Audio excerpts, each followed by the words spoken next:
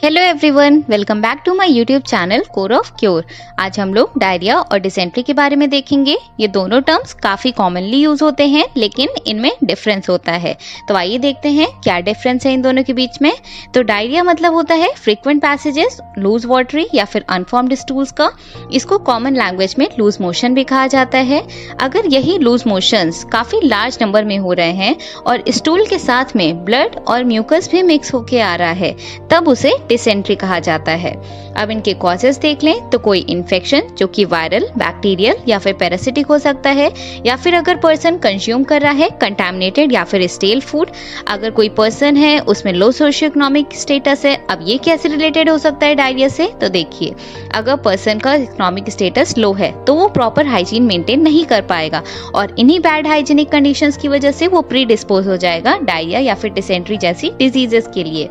अब अगर डायरिया के कुछ स्पेसिफिक कॉजेस देख लें तो कुछ ड्रग्स जैसे कि एंटीबायोटिक्स, या फिर अगर पर्सन में किसी फूड से एलर्जी है, वो क्रॉनिक या फिर ओवर कंजम्पशन कर रहा है अल्कोहल का, या फिर पर्सन ओवर ईटिंग कर रहा है स्पेशली रिच फैटी फूड्स का, या फिर अगर उस पर्सन में माल एब्जॉर्प्शन हो रहा है, मतलब अच्छे से एब्जॉर्प्शन नहीं हो पा रहा है कुछ फूड्स का, जैसे कि मिल्क हो गया, कॉफी हो गया, या फिर गेहूं हो गया, या फिर वो कुछ डिजीजेस से सफर कर रहा है जैसे कि ulcerative colitis, irritable bowel syndrome जिसको शॉर्ट में IBS भी कहते हैं, या फिर AIDS, emotional disturbances, stress induced diarrhoea जिसको हम लोग नर्वस डायरिया भी कहते हैं, यहाँ तक कि कैंसर में भी डायरिया के सिम्टम्स देखने को मिल जाते हैं। अब डिसेंट्री के कॉजेस के बारे में देख लें तो इन्फेस्टेशन विद बैक्टीरिया जिसको बैसिलरी डिसेंट्री कहा जाता है, infestation with amoeba, amoebic dysentery, या फिर किसी क्राउडेड प्लेसेस में अगर कोई पर्सन फूड ईटिंग कर रहा है तो वहाँ पर हाइजीन मेंटेन नहीं हो पाती है, तो वहाँ पे इन्फेक्शन के सोर्सेस ज़्यादा होते हैं। अब देख लें डायरिया और डिसेंट्री में साइन और सिम्टम्स क्या क्या देखने को मिलते हैं। तो सबसे पहले डायरिया का देख लेते हैं। तो फ्रिक्वेंट पैसेजेस अगर हो रहे हैं, लूज वॉल्यूमिनस मतलब बहुत ज़्यादा अमाउंट में, बहुत ज़्यादा वॉल्यूम में, वाटरी स्टूल्स के, एब्डोमिनल पेन की कंप्लेंट है, साथ में फ्लैचुलेंस है, ओकेजनली पर्सन को वॉमिटिंग या फिर हल्का सा बुखार भी महसूस हो सकता है। बाद में सिम्टम्स, अगर डायरिया काफी लंबे समय से चल रहा है तो डिहाइड्रेशन के सिम्टम्स भी देखने को मिलेंगे, जैसे कि मसल क्रैम्प्स हो गए, डिक्रीज्ड यूरिनेशन हो गया, फैटीग मतलब थकान हो गई, डिसोरिएंटेशन हो गया, उसकी पल्स रेट फास्ट हो जाएगी। यहाँ तक कि चिल्ड्रन जो हैं उनमें डिहाइड्रेशन जो है वो बहुत ही जल्दी हो जाता है डायरिया की वजह से।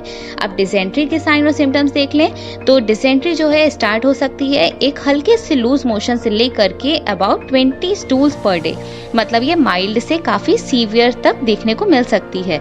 इस केस में ग्रिपिंग पेन मिलता है एब्डोमेन में, स्टूल्स में ब्लड और म्यूकस भी आता है, फीवर, वॉमिटिंग, वीकनेस, ये सब सिम्टम्स भी देखने को मिल सकते हैं। कुछ और सिम्टम्स डिपेंड करते हैं कि कौन सा ऑर्गन इन्वॉल्व हुआ है, जैसे कि अगर लिवर का इन्वॉल्वमेंट है तो उसमें जॉन्डिस के सिम्टम्स आएंगे, लंग्स का इन्वॉल्वमेंट है तो पर्सन में ब्रेथलेसनेस और कफ के सिम्टम्स देखने को मिलेंगे।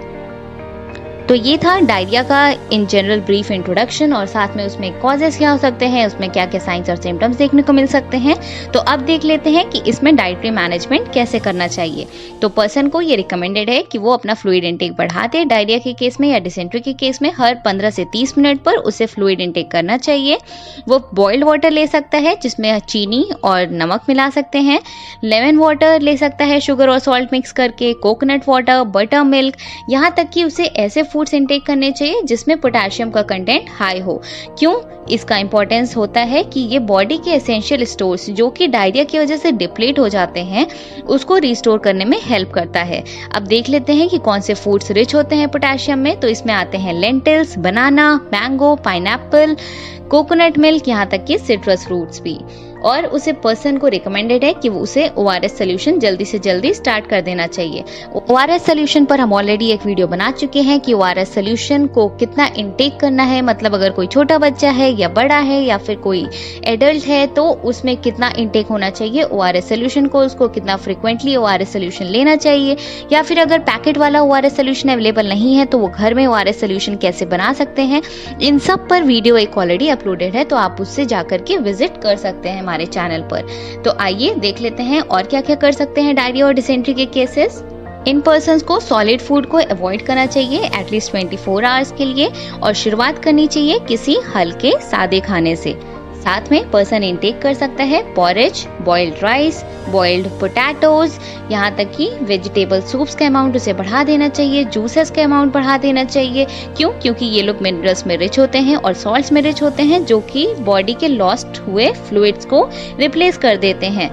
साथ में पर्सन को ध्यान देना चाहिए कि वो कच्चा खाना ना खाए, नॉन वेजिटेरियन, स्पाइसी और सीजन्ड फूड को अवॉइड करें, मिल्क और मिल्क प्रोडक्ट्स को भी अवॉइड करना चाहिए। अब आइए कुछ देख लेते हैं कि क्या क्या प्रिकॉशंस लिए जाने चाहिए डायरिया और डिसेंट्री के केस में। तो पर्सन को अवॉइड करना चाहिए कि वो बासी खाना बिल्कुल भी ना खाए और साथ में उसे वॉश करना चाहिए, फूड को अच्छे से कुक करना चाहिए, उसे ध्यान देना चाहिए कि जो खाना वो खा रहा है वो अच्छे से पका हुआ है, आधा पका हुआ खाना ना खाएं, पर्सनल हाइजीन को मेंटेन करना चाहिए। साथ में पर्सन को ध्यान देना चाहिए कि वो किसी भी रोड साइड वेंडर से खाना ना खाए, क्योंकि वहाँ पे हाइजीन अच्छे से मेंटेन नहीं होती है। तो ये ध्यान देना चाहिए कि वो ऐसी जगह से ही फूड लेकर के कंज्यूम करे जहाँ पर हाइजीन को मेंटेन किया जा रहा है। और अगर पर्सन को इन केस डायरिया या डिसेंट्री के सिम्टम्स देखने को आ रहे हैं तो उसमें किसी भी मेडिसिन को खुद से कंज्यूम नहीं करना चाहिए, डॉक्टर से कंसल्ट करें, उनके अकॉर्डिंग ही ड्रग्स को कंज्यूम करें। साथ में ये ध्यान देना चाहिए कि जो भी कॉज है उसका ट्रीटमेंट किया जाए, जैसे कि बैक्टीरियल, वायरल या फिर पैरासिटिक इन्फेस्टेशन है तो उसके अकॉर्डिंग ही ट्रीटमेंट दिए जाना चाहिए। अगर आपको ये वीडियो पसंद आए हो तो हमारे वीडियो को लाइक करें और हमारे चैनल को सब्सक्राइब करें। डेली अपडेट्स मिस ना होने पाए इसलिए बेल आइकन को जरूर प्रेस करें। हमारी यही कामना है कि आप हमेशा खुश रहें और स्वस्थ रहें। धन्यवाद।